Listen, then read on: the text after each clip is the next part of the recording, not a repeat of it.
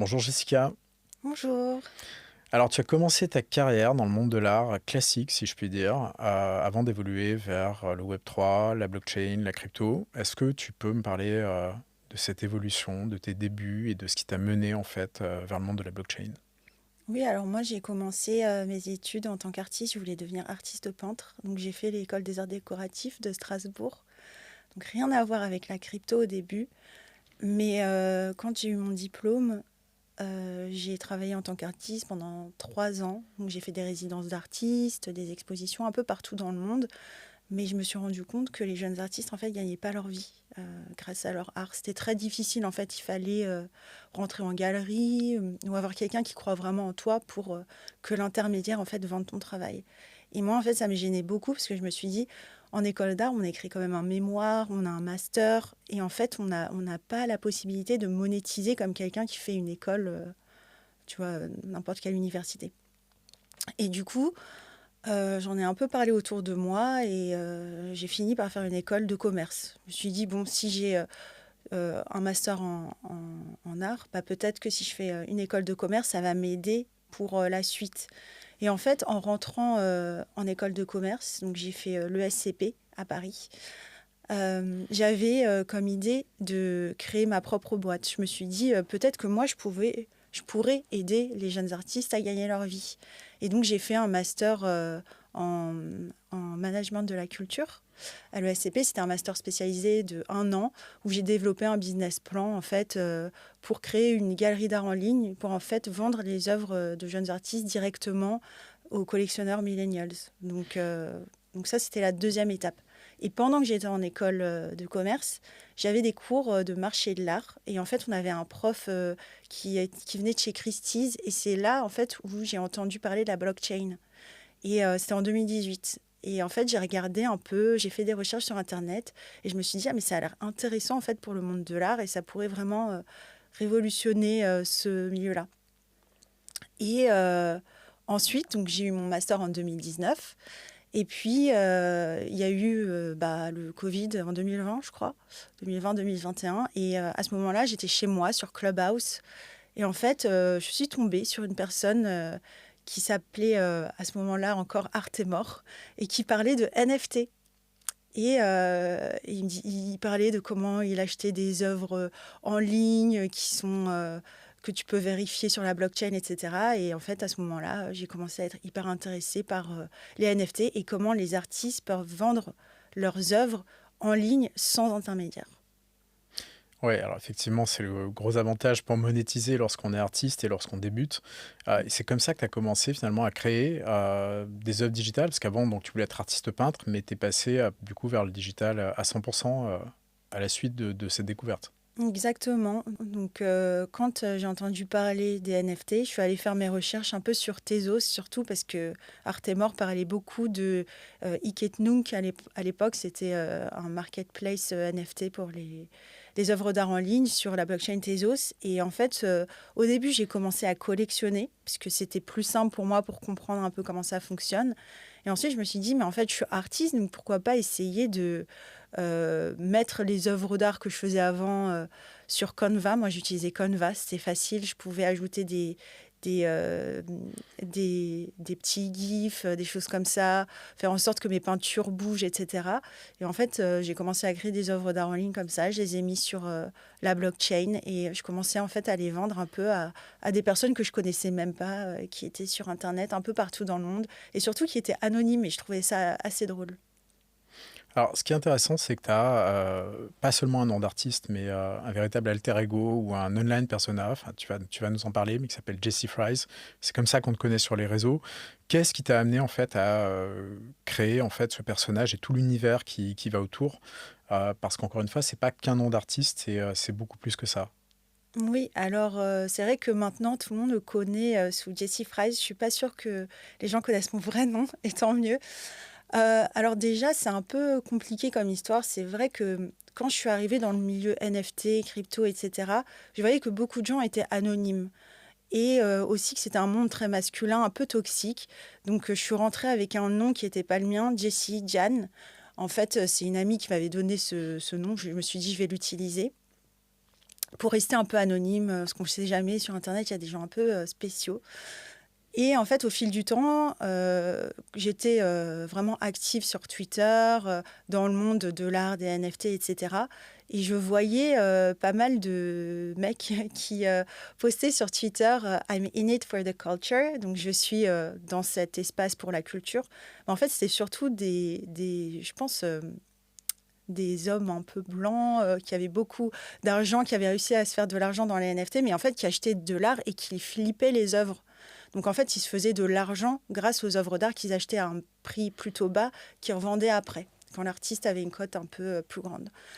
Et moi, je trouvais ça comme assez hypocrite parce que, en fait, t'es pas dedans pour la culture, tu es surtout dedans pour faire de l'argent. Et enfin, je suis pas la seule à l'avoir remarqué, on avait beaucoup qui disparaissaient au moment des bear markets, etc. Et en fait, en tant qu'artiste, j'ai voulu en fait créer la même chose, mais version féminine. Et donc, je commençais à créer des œuvres avec I'm in it for the fries. Et en fait, pour moi, les frites, c'est un peu un symbole d'une fille qui va être indépendante, parce qu'on a beaucoup ce hashtag, et même depuis des années, qui est Fries Before Guys, donc les frites avant les garçons. Et je me suis dit, bah, ça, c'est un peu une façon de me démarquer, de créer quelque chose d'un peu drôle autour de In It for the Culture. Et en fait, quand j'ai commencé à créer des œuvres comme ça sur Tezos, il y a une artiste que j'apprécie beaucoup, qui est une OG du crypto art, qui s'appelle Stella Bell, qui a commencé à acheter en fait un peu toutes mes petites œuvres qui représentaient Fries Before Guys, In It for the Fries, etc.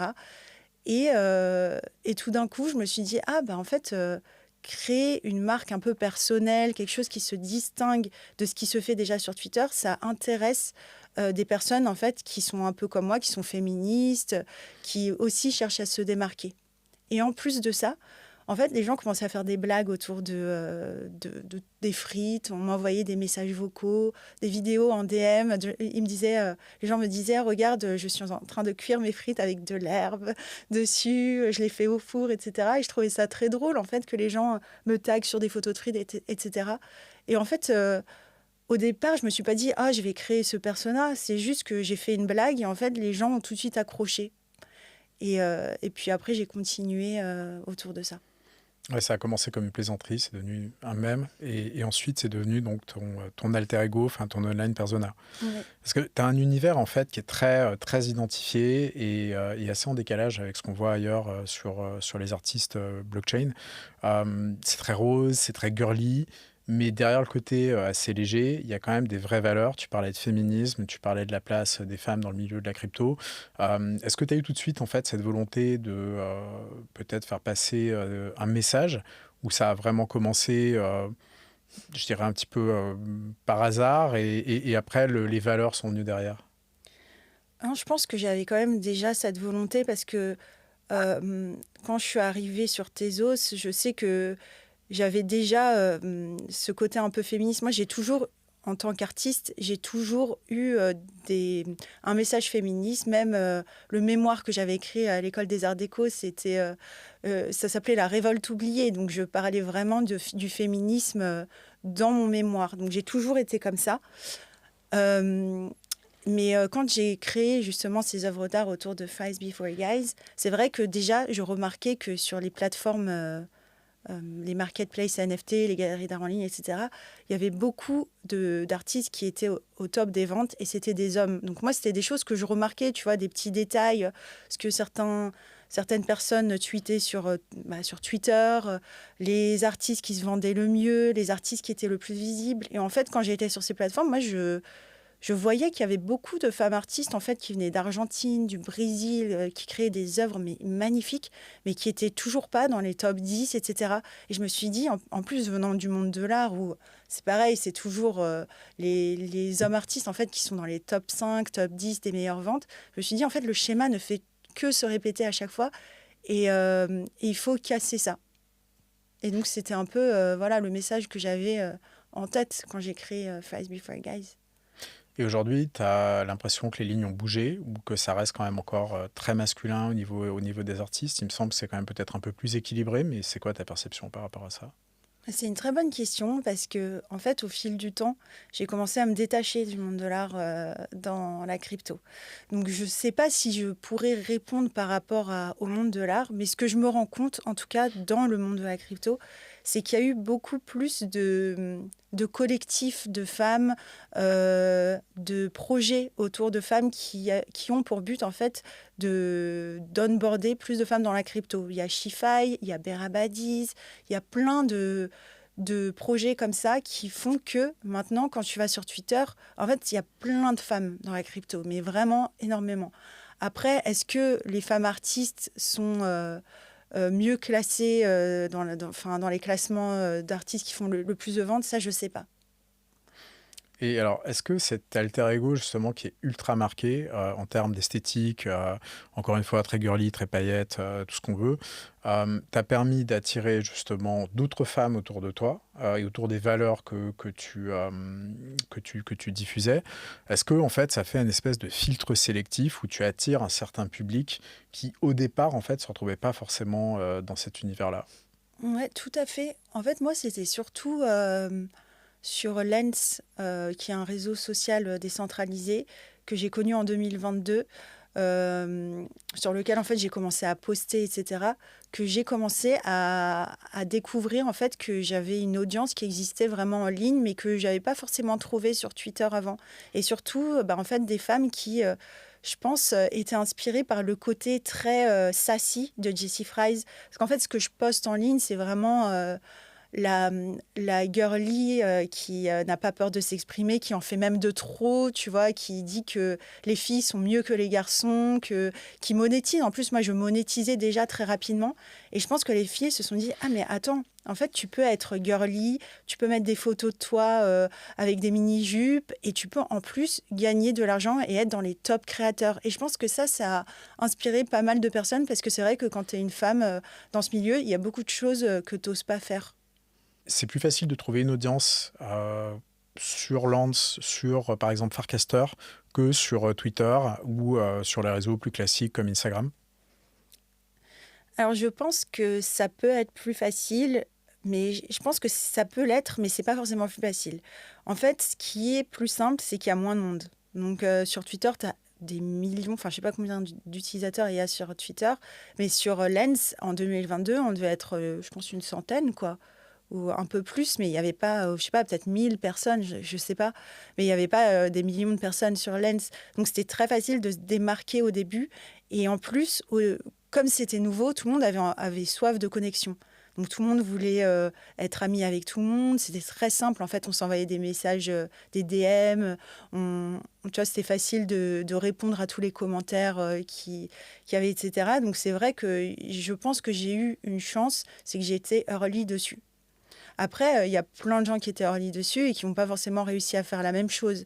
Mais je pense que quand on a un projet en tête et qu'on est très... Moi, je passais ma vie dessus, quoi. C'était vraiment...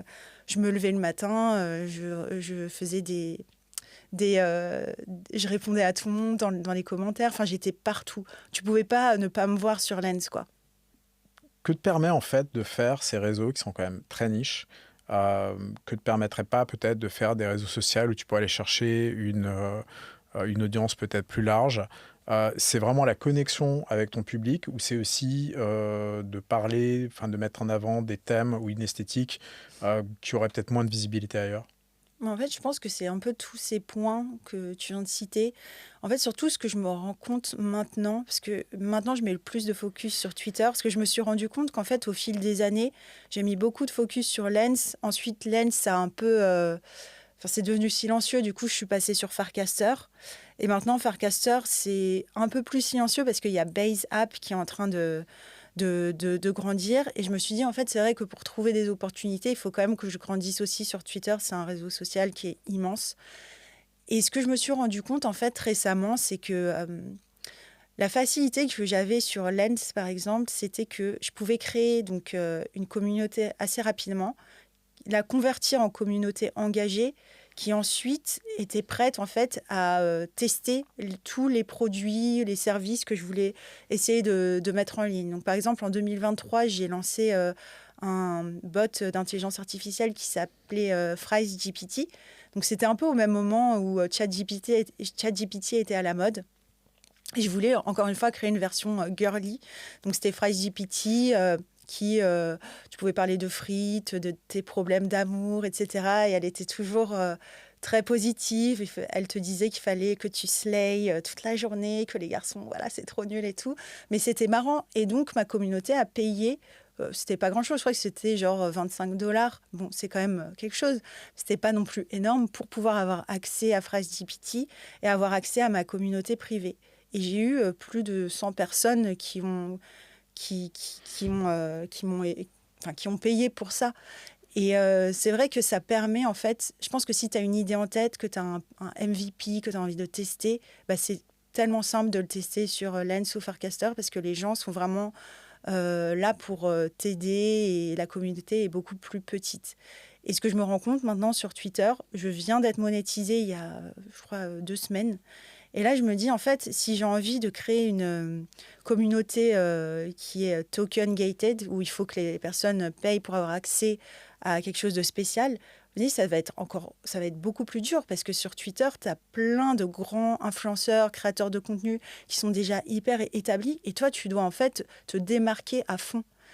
Et c'est vrai que j'ai beaucoup pensé à ça récemment. Je me suis dit, c'est vrai que Farcaster et Lens, on teste tout beaucoup plus vite et beaucoup plus early. Maintenant, il y a pas mal de gens qui sont en train de faire du vibe coding sur Twitter, par exemple, des créateurs qui offrent voilà, des applications un peu drôles qui sont créées à leur communauté. Mais ça, c'est quelque chose que moi, j'avais déjà fait en 2025 sur Farcaster. Et j'ai créé 3 ou 4 mini-apps. Et c'est vrai que je me dis, en fait, Twitter est un peu en retard à chaque fois sur tout ça. Oui, parce que c'est plus mainstream et qu'il y a peut-être beaucoup plus de monde et qu'on ne voit peut-être pas émerger en fait ces trends aussi vite qu'on le verrait sur d'autres réseaux. Si je résume ce que tu dis, finalement, c'est que Farcaster ou Lens, c'est pratique pour tester de nouvelles idées dans une démarche artistique, aussi entrepreneuriale, parce qu'on peut faire du business dessus.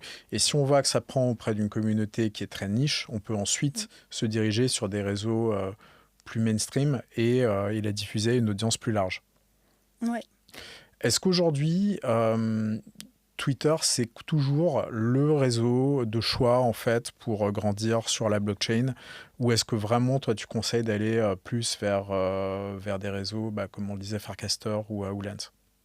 Ouais, bah, c'est une très bonne question parce qu'en ce moment, je suis un peu hésitante là-dessus.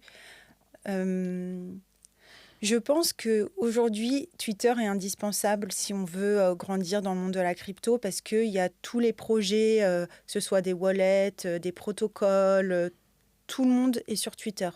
Il faut avoir sa marque personnelle sur Twitter. Après, je pense que si la personne a assez d'énergie pour aller sur Farcaster, Base, je pense que c'est assez important parce que j'ai l'impression que Base App, l'application de Base qui est liée à Farcaster, Coinbase, etc., j'ai l'impression que c'est un peu comme Lens était en 2022-2023. C'est nouveau, il y a des opportunités. En plus, c'est lié à Coinbase.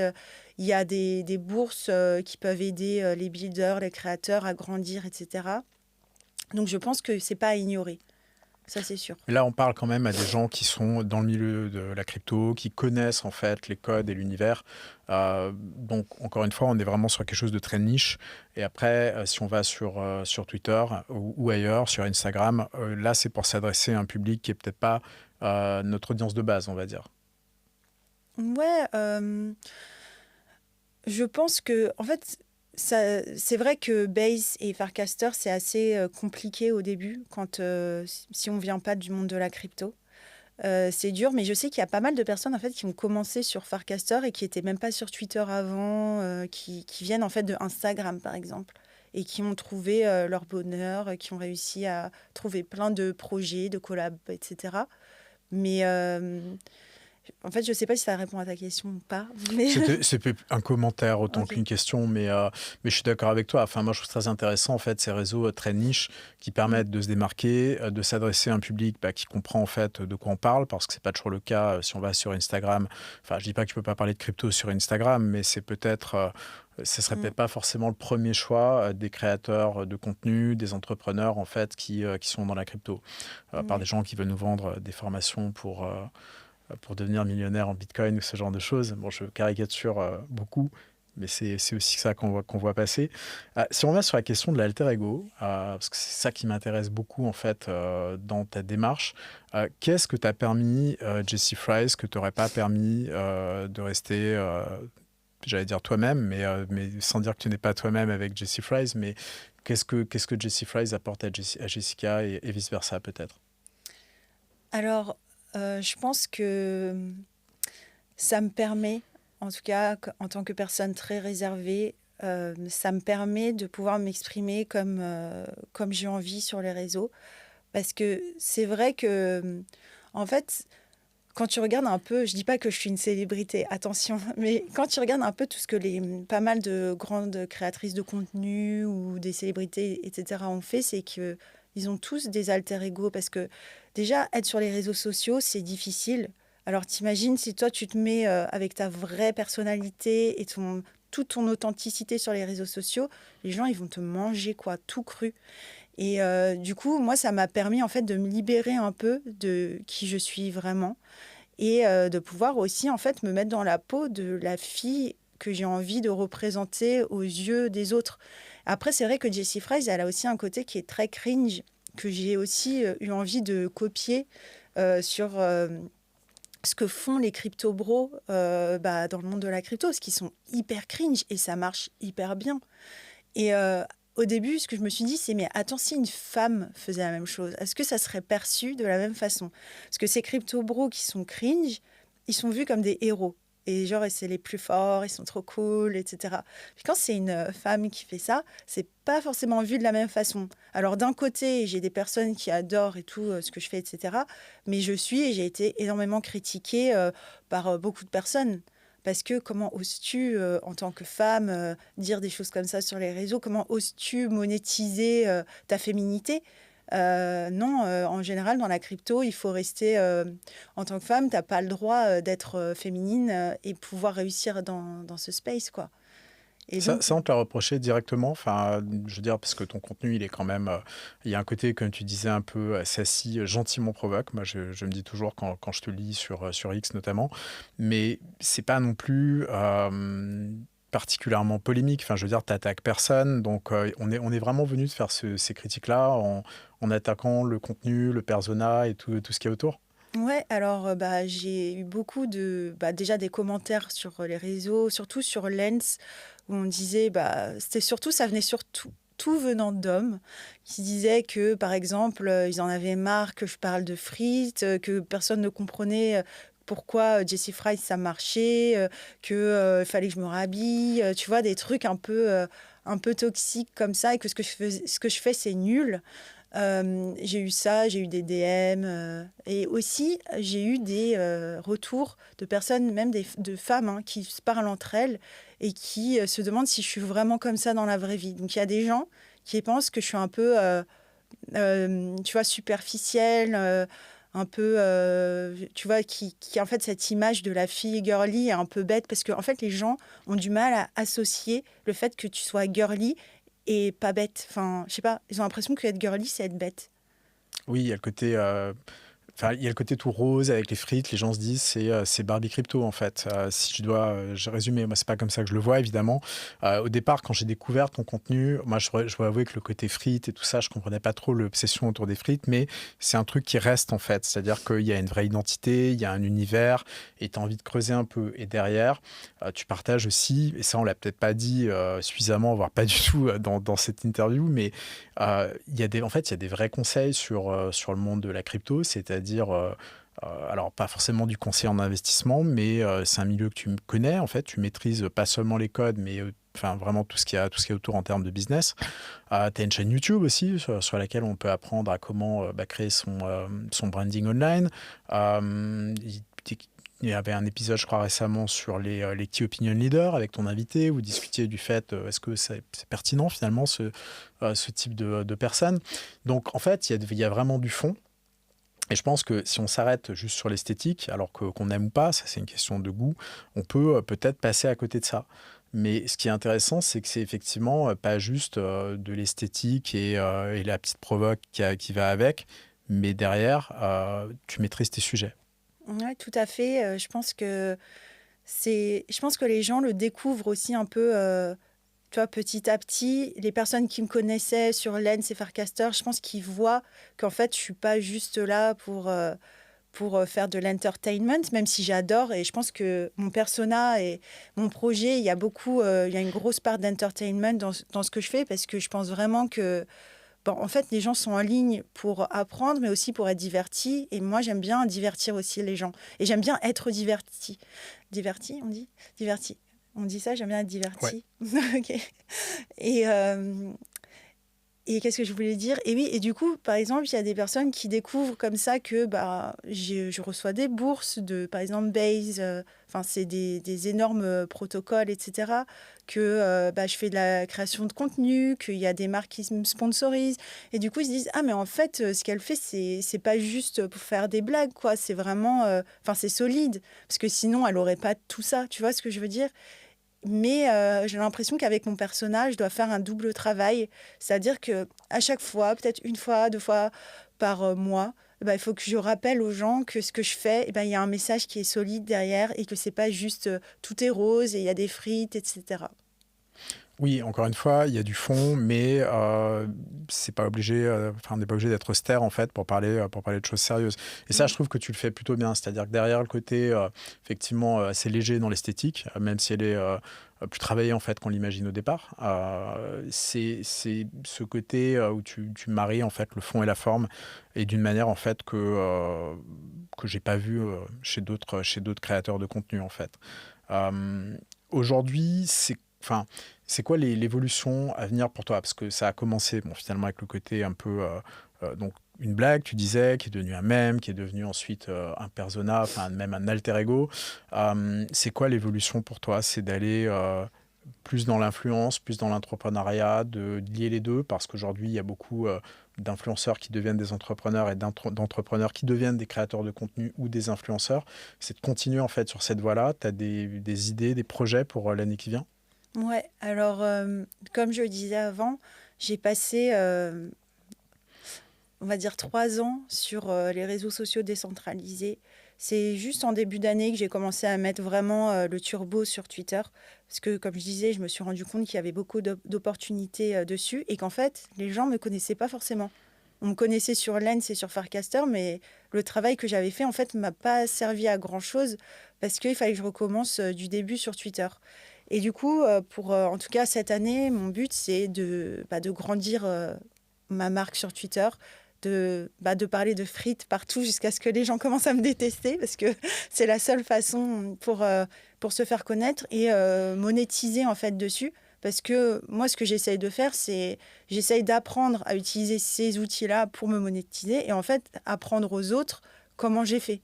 Parce que je pense que c'est à portée de main pour tout le monde. Donc, si on peut le faire et apprendre aux autres comment le faire, c'est génial.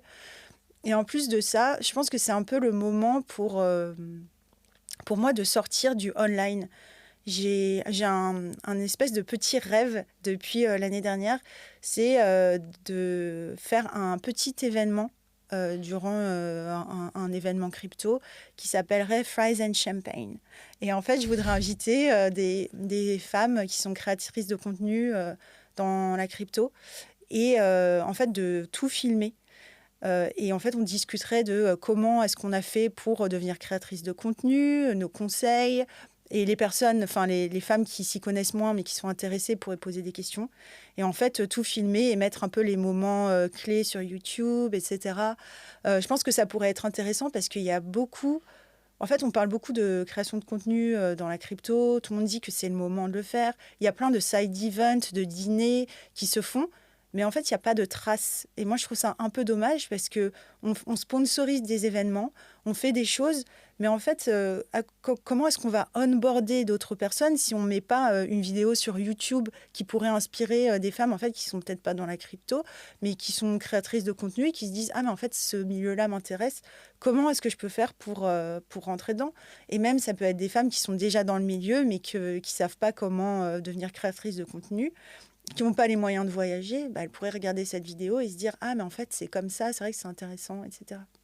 Alors c'est vrai que tout le monde n'a pas accès aux événements qui Mm. sont parce que c'est quand même assez niche encore une fois. Enfin les événements, je dirais de qualité.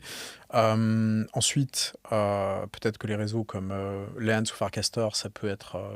Enfin, je dirais pas que ça fait peur, mais au départ, on se dit que c'est pas forcément si simple que ça à utiliser. Enfin, peut-être moins simple qu'Instagram dont on connaît les codes plus largement. Donc excellente idée en effet. C'est quoi ta vision justement du milieu Web3, crypto aujourd'hui? Parce que tu y es donc depuis longtemps, depuis 2018, tu disais tout à l'heure. Donc il y a eu un gros pic aux alentours de 2021-2022 avec toute la vague des NFT qui est venue et repartie, si je puis dire, parce qu'il y a eu Mm. beaucoup de hype autour de ça et puis ça n'a pas disparu, mais en tout cas, on en parle beaucoup moins du fait de l'arrivée de l'IA, mais pas seulement. Comment toi tu vois ce milieu évoluer? Parce qu'il y a quand même beaucoup de gens qui travaillent encore, qui build, il y a des artistes qui sont très très bons, mais dont on ne parle plus beaucoup. Donc c'est quoi ta vision pour les années qui viennent? Ouais. Alors déjà, je voulais juste dire que je suis dans la crypto, surtout depuis 2021, enfin D'accord. 2020-2021. Euh, alors c'est vrai que ce que tu viens de dire, bah, il y a beaucoup moins de discussions autour de l'art dans la crypto. En fait, tout ce qu'il y avait en 2021, encore 2022, bah ça, pour moi, ça a disparu. Je sais pas si c'est parce que moi, je suis plus trop dedans et donc je vois moins des discussions autour de l'art, mais pour avoir discuté, par exemple, avec Artemore hier au téléphone, qui est un grand collectionneur de NFT, etc. C'est vrai que il y a plus grand-chose en fait qui se fait et j'ai peur que ça ne revienne jamais à ce que c'était avant. Là, on parle de la France ou en général, en fait? Parce que toi, tu as l'occasion, tu vis pas en France, Ouais, tu as l'occasion, tu voyages pas mal, tu participes à des événements, tu es speaker, etc. Donc, est-ce que c'est un phénomène qui est un peu franco-français ou c'est général? je pense que c'est général et beaucoup franco-français. C'est-à-dire que je pense qu'aux États-Unis, il y a encore peut-être des artistes qui réussissent à vendre des grands artistes, etc. Mais j'ai l'impression qu'en France, ça s'est vraiment arrêté soudainement, quoi. Je vois plus aucun artiste que je connaissais avant sur Twitter. J'ai l'impression que tout le monde a disparu.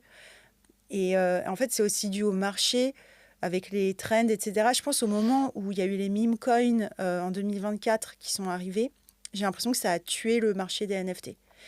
Et je ne sais pas si ça va revenir. Peut-être que ça reviendra à un moment, parce que c'est vrai que bah, la technologie de la blockchain, c'est révolutionnaire et que bah, il y a eu une hype, mais ça ne veut pas dire que bah, ça reviendra pas après. Ça reviendra pas sous une forme de hype, ça c'est sûr.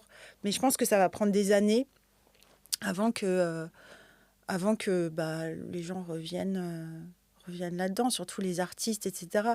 Il faut absolument, je pense qu'il y ait plus d'éducation, d'événements en France, en tout cas si on parle que de la France, euh, et des galeries en fait qui s'y mettent vraiment. Parce que, en fait, je pense que ce qui s'est passé, c'est qu'il y avait la hype, donc il y a eu des galeries, il y a eu la NFT Factory, Mhm. etc. Il y a pas mal de projets qui ont essayé d'y rentrer, mais c'était difficile pour tout le monde, en fait. Pour acheter des NFT, c'était compliqué. Pour expliquer aux gens comment acheter des NFT, avoir un wallet, etc., c'était compliqué. Donc, tant que le monde de la crypto ne sera pas friendly pour le monde qui est en dehors de la crypto, bah, je pense que ça sert à rien de penser que le monde de l'art pourra retrouver la hype qu'il avait eu en 2021, 2022, quoi, ça c'est sûr. Ouais, parce que la technologie de la blockchain, elle est intéressante pour des tas de raisons. La décentralisation, la sécurité, enfin, c'est des sujets qu'on connaît pas mal. Après, c'est vrai que pour l'utilisateur lambda, pour un peu monsieur tout le monde, avoir un wallet, c'est pas évident. Ça crée de la friction, c'est plus compliqué à utiliser que voilà, ce dont on a l'habitude en fait avec son smartphone. Et peut-être que pour les artistes, tu parlais de la NFT Factory, je pense qu'à l'époque, les œuvres coûtaient cher aussi, donc c'est pas forcément simple d'investir dedans. Et peut-être que pour pas mal de petits artistes, et toi, tu as commencé petit, si je puis dire, on pouvait monétiser ses œuvres, mais c'était peut-être compliqué d'en vivre parce qu'il y a beaucoup de NFT ou d'art digital qui s'échangeaient pour quelques euros finalement. Ouais, non, c'est sûr que c'est difficile. En fait, en tant qu'artiste, il fallait encore une fois faire partie des grands artistes qui se vendaient pour des milliers, etc. Vendre ses œuvres sur Tezos pour 50 $, c'est pas ça qui va te faire vivre. En tout cas, pas en France. Peut-être que si tu habites dans un autre pays, Ça peut t'aider, ça c'est sûr, mais c'était compliqué. Mm. Alors, justement, donc on parle de l'évolution du marché. On a parlé donc de ce qui arrivait pour toi, donc tes projets et le Fries and Champagne. Donc, on espère que ça sera pour 2026. En tout cas, moi, je serais ravi de voir ça sur ta chaîne YouTube, sur tes réseaux. Est-ce que tu as une volonté de laisser une trace, ou en tout cas, qu'est-ce que tu aimerais, comment est-ce que tu aimerais qu'on te considère ou qu'on se rappelle de toi, en fait, comme tu aimerais être vue comme une entrepreneuse, comme une créatrice de contenu, comme quelqu'un qui fait passer un message, ou peut-être tout ça à la fois?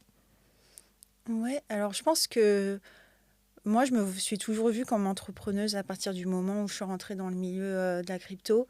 Après, c'est vrai que c'est compliqué parce que les gens ont tendance à vouloir mettre tout le monde dans des boîtes. Donc, si tu dis que tu es entrepreneuse, parfois, ils vont même pas comprendre que tu fais de la création de contenu. Ils vont penser que tu as une start-up ou un projet comme ça. C'est très difficile. Donc, si tu te dis pas artiste, les gens ne vont pas comprendre que tu es artiste. Donc, maintenant, pour l'instant, je veux que les gens comprennent que je suis une créatrice de contenu parce que c'est ce que je fais majoritairement, créatrice de contenu avec une communauté que moi j'ai créée.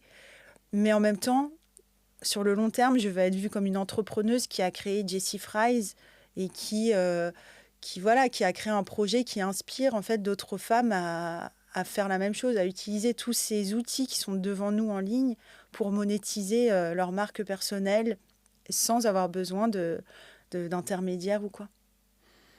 Ok, c'est très clair. Et alors, si j'ai une dernière question, peut-être, qu'est-ce qui fait que selon toi, ça a marché? À quel moment tu t'es dit, en fait, que ça décollait? Et est-ce qu'il y a une raison particulière, selon toi, qui fait que tout ça a pris et que ça te permet aujourd'hui de faire tout ce que tu fais? Je pense que quand j'ai remarqué que ça avait pris, c'était surtout quand j'ai commencé à monétiser sur Lens et que je voyais qu'à chaque fois que je mettais un collectibles à vendre, les gens l'achetaient. Quand j'ai essayé de créer une communauté, les gens sont rentrés dans ma communauté. À chaque fois que je mettais un truc, les gens l'achetaient. J'ai vendu beaucoup sur Lens. Mais ensuite, c'est quand j'ai commencé aussi à avoir des opportunités. Donc, j'ai eu des opportunités en 2024 pour commencer à être créatrice de contenu. Donc, j'ai eu un contrat avec une plateforme crypto. Et en fait, je faisais du contenu pour eux et j'étais payée. J'avais aussi travaillé comme marketing lead pour un projet de cinéma décentralisé. En fait, les gens venaient vers moi et on me conseillait. On me disait, voilà, si tu veux quelqu'un pour ton marketing, si tu veux quelqu'un qui crée du contenu, cette fille il le fait très bien. Donc, j'étais un exemple, en tout cas, sur Lens. Et puis, je pense qu'il m'a vraiment ouvert les yeux, c'est quand les fondateurs de Lens m'ont invité à hoster un de leurs événements à ETHCC en 2024. Et là, je me suis dit, ah ouais, les gens, à ce point, en fait, on m'invite à des trucs trop cool comme ça et tout. Et je me suis dit, en fait, ça a pris. Mais ce qu'il faut savoir, c'est que c'est un travail qui est perpétuel. Donc, dans la crypto, tout bouge très vite. Un jour, tu peux être au top et le lendemain, tout le monde t'aura oublié et ce sera quelqu'un d'autre. Et c'est pour ça que c'est un travail qui est infernal, un travail de jour et nuit, parce qu'il faut que tu restes, comment on dit en français, relevant. Il faut que tu restes... Pertinent? Ah oui, pertinent. C'est parce que j'habite en Finlande, hein, c'est pas pour me la péter. Pertinent aux yeux de tous. Et ça, c'est un travail vraiment de fou, quoi. Si tu tweets pas pendant 2 jours, les gens, ils t'ont zappé, quoi. Donc, il y a non seulement la veille pour savoir continuer à comprendre ce qui se fait et qui le fait, et puis le fait d'être présent, en fait, surtout sur Twitter, effectivement, où il faut quand même, faut être là tous les jours, quoi. Il faut être là tous les jours, il faut être hyper visible. En fait, j'ai l'impression que ceux qui font le plus de bruit sont ceux qui, en général, vont être invités, vont avoir les opportunités, etc. Tu peux être très intelligente, avoir un knowledge de fou dans la crypto, si on ne te voit pas, et si tu n'as pas un réseau vraiment de fou, de personnes qui travaillent dans des projets clés, c'est mort pour toi, quoi. Donc, il y a des opportunités, mais il faut se montrer, il ne faut pas avoir peur, quoi. Ça, c'est sûr. Ouais, si on parle pas de ce qu'on fait, ça n'existe pas, en fait. Non. C'est un peu une des règles du monde actuel. Ouais. Ok, bah écoute, merci beaucoup. Où est-ce qu'on peut te retrouver, du coup? Alors, sur Lens, sur X, sur Farcaster, c'est quoi les plateformes de choix? Ouais, alors aujourd'hui, je pense que surtout sur Twitter, Mhm. sous le nom de Jessie Fries, sur Farcaster aussi, mais je suis Jessie Jan sur Farcaster, donc c'est un peu... Ok, bon, on mettra tous les voilà. liens dans la description. Et sur YouTube aussi, Ouais, sur où tu as YouTube, des épisodes ouais. Enfin, c'est des interviews finalement, c'est un podcast filmé. Ouais, j'ai un Mhm. podcast. Je fais aussi des vidéos pour apprendre aux personnes à créer une marque digitale, etc. Et je publie pas mal de petites vidéos. C'est des interviews que je fais quand je voyage, etc. Donc, Ok, des vlogs en fait de ouais. tes déplacements. Très bien. Bah écoute, merci encore une fois, j'étais ravi et puis je te souhaite beaucoup de bonnes choses pour la nouvelle année. Bah, merci à toi. Bonne année.